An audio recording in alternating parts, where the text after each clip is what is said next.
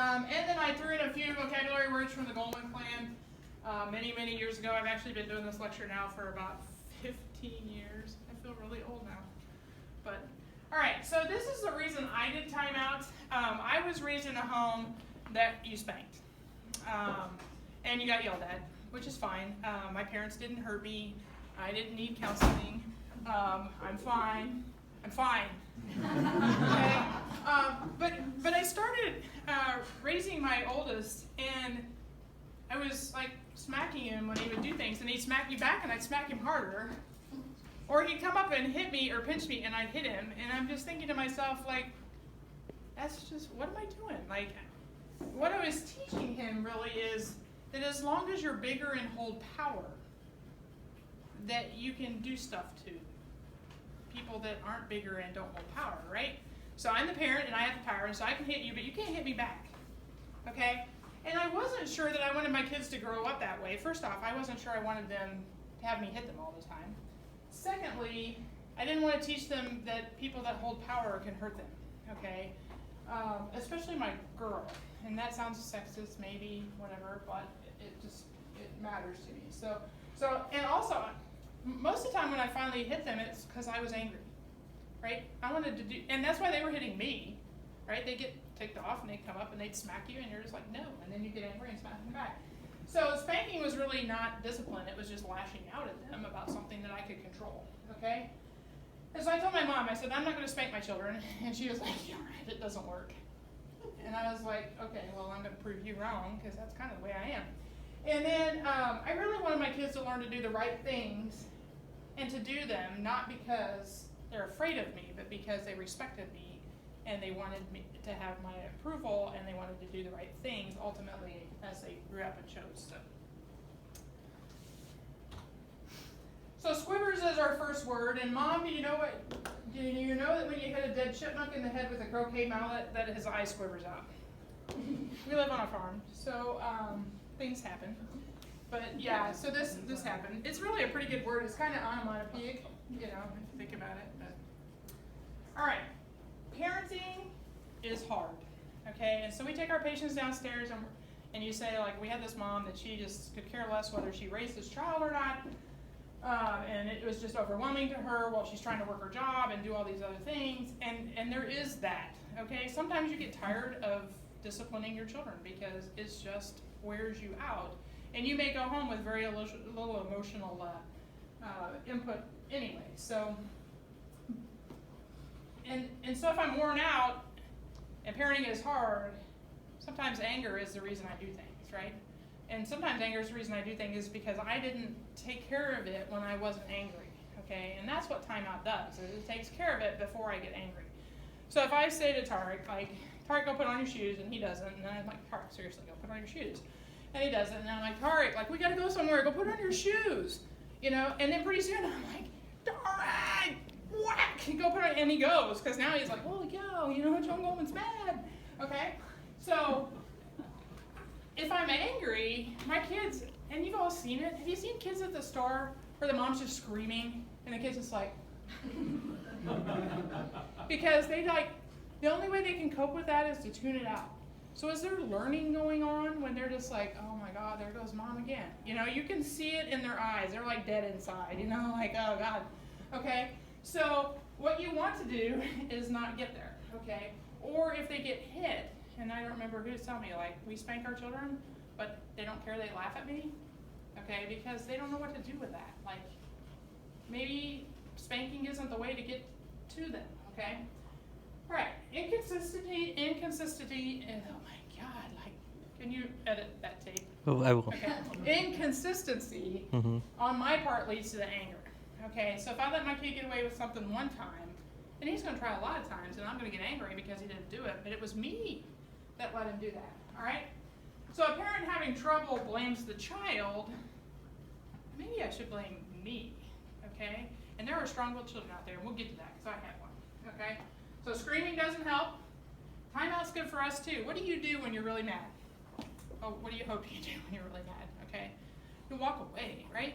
So I get really mad and I'm thinking, oh my God, like if I don't get out of here, I'm going to say something or do something that isn't going to be cool. And I'm like, okay, we'll talk to you later. okay? So if I'm ever in a meeting and I'm like, hey, can we talk about this later? I'm walking away, like maybe you should know I'm mad, okay? But have you ever seen me mad? No, right? Because I try to control things so I don't get mad. But when I am, look out. All right, if you have to ask if I'm mad, I'm not. All right, some or maybe even a lot of bad behavior is to get attention. All right, so maybe you need to spend more time with that kid to find out why they're doing some of the stuff. All right, punishment versus discipline versus praise. Okay, punishment is something done in anger and frustration with very little learning. Okay, so if I just walk up to you and smack you upside the head because you didn't get your shoes on, you're like, oh gosh, I hope to never do that again, just so I don't get hit. Right? But I'm not learning maybe that I should get my shoes on faster. I'm just learning to do it faster so you don't cuff me upside the head. Okay. Whereas discipline is really molding behavior. Right? So I want to take whatever it is I want them to do and calmly and assertively have them do it so that they learn that that is the outcome I want without being fearful or without getting hit or without anything else. All right?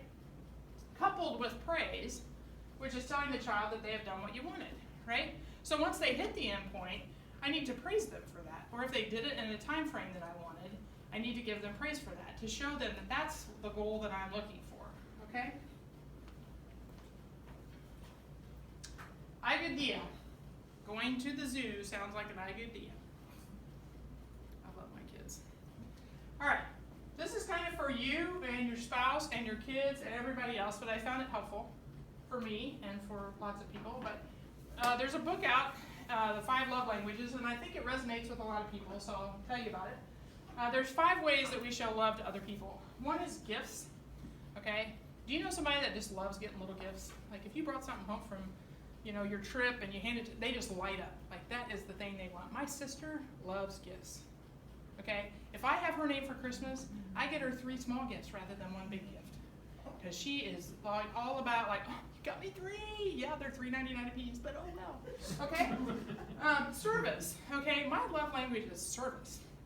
Like when I come home and my husband has cleaned the whole house because he knew I had like a really busy day and we've got a residency dinner that night and the place, I'm like, and he's like, hey honey, I cleaned the house for you. I'm like, oh my God, thank you so much. Like, he loves me. He cares that, I was all stressed out about that. All right, physical touch, hugs, kisses. A lot of little kids, it's all about physical touch, right? They want to hug, they want to kiss, they want to sit in your lap, they want to hold your hand. Quality time, playing with them, taking you to the store with only you. Good idea if you have lots of kids.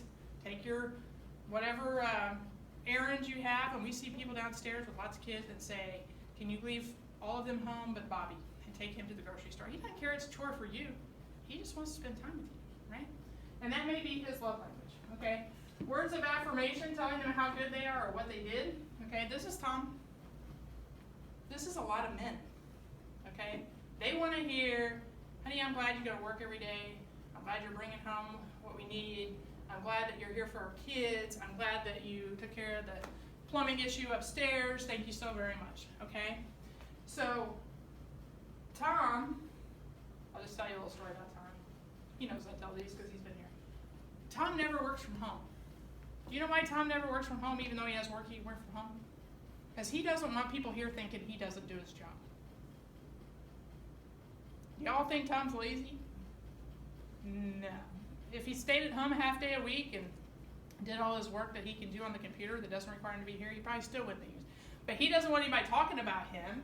The opposite of words of affirmation to say, wow, he's not in his office today. Gosh, he just doesn't probably do what he should be for his job. Okay. On the other hand, empty praise is seen very quickly. Okay.